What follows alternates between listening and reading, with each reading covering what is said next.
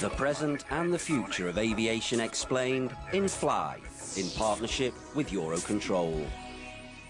Buongiorno, my name is Claudia D'Amico and I am a traffic controller and mastery upper area control center. KLM 1822, descent flight level 260. Today I'm going to show you how the training and the whole career of an air traffic controller is focused on safety. If you look in the back of one of those red folders on there, it's the accessible. Air traffic controllers are highly qualified professionals and our training takes anything between 2.5 and 3 years. We start with a thorough selection process actually, and then the successful candidates will start training in Luxembourg and they will study subjects like navigation, aerodynamics, meteorology and air traffic. Then they will follow a basic radar course and if successful after all that, they will come to Maastricht. In Maastricht there will be a period again of classroom and lectures followed by simulation, like here. After that, you will actually go to the operations room and there you will start your on-the-job training. The on-the-job training will last anything between 10 and 15 months. Every year we have to take a medical examination and things like hearing and vision and blood pressure are checked. But also we have random checks for psychoactive substances such as alcohol and drugs. It goes without saying that safety is top priority for air traffic controllers. As skies grow increasingly crowded, so grows the responsibility on their shoulders. One case they study is a collision which happened on July the 1st, 2002 over Übelingen in Germany.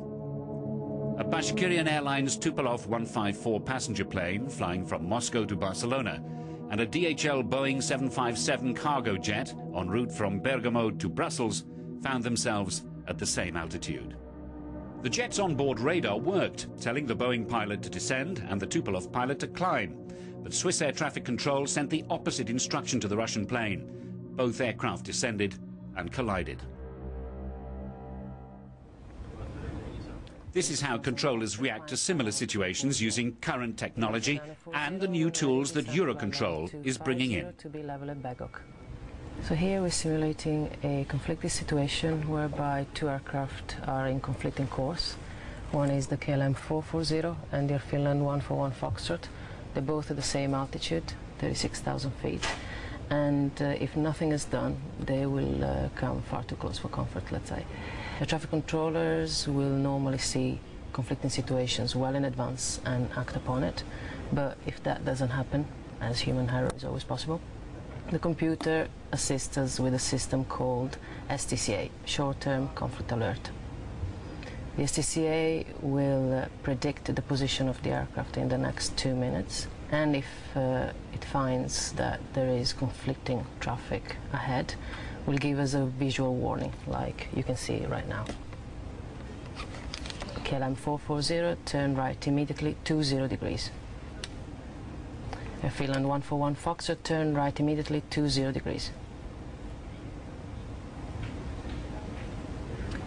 A new safety improvement which will be implemented in the next few months is MTCD, the medium-term conflict detection, which works pretty much like the system we looked at earlier, the STCA, but this tool will actually detect conflicts up to 30 minutes in advance, and also will look at the vertical profile for planned flight level, planned altitude. So in this case we have this flight, Ryanair 8405, which is in my sector, and the system detects this flight will be in conflict in 12 minutes with the November 128 Alpha Bravo, which is not even on my radar screen. But safety issues are not only airborne, where collisions are thankfully extremely rare. They also exist on the ground. Amsterdam Schiphol, ranked 4th busiest in the world for passenger numbers, 6 runways, spread over 87 square kilometers, the equivalent of 6,000 football fields. Like aircraft, cars on the ground are equipped with an electronic transponder.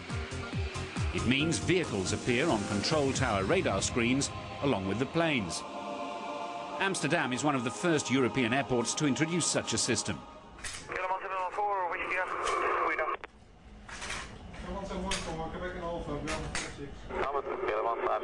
The vital part played by ground control was highlighted by an accident on October the 8th, 2001 at Milan's Linate Airport. A Cessna Citation executive jet took the wrong taxiway.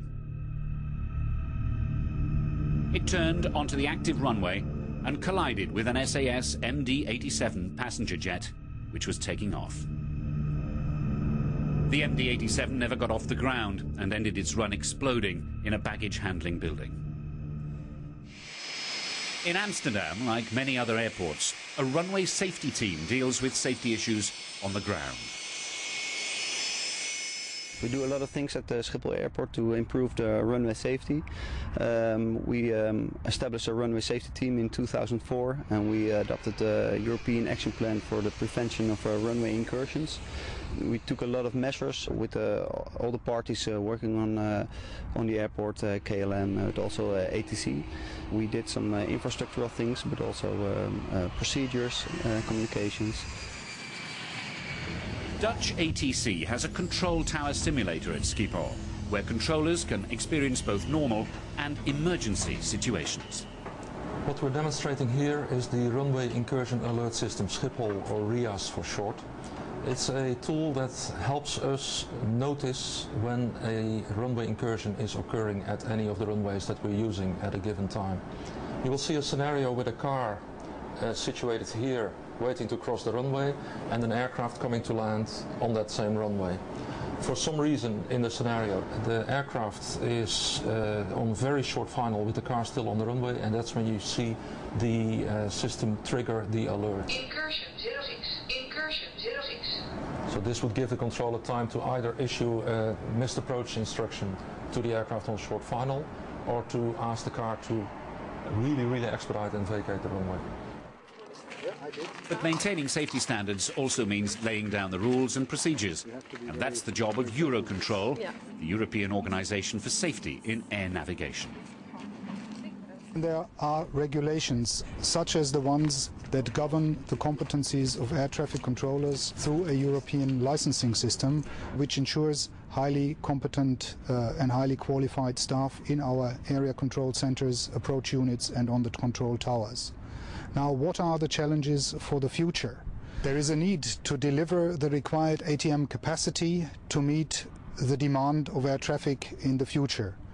We have, therefore, to focus on improvements in safety management to ensure increased safety.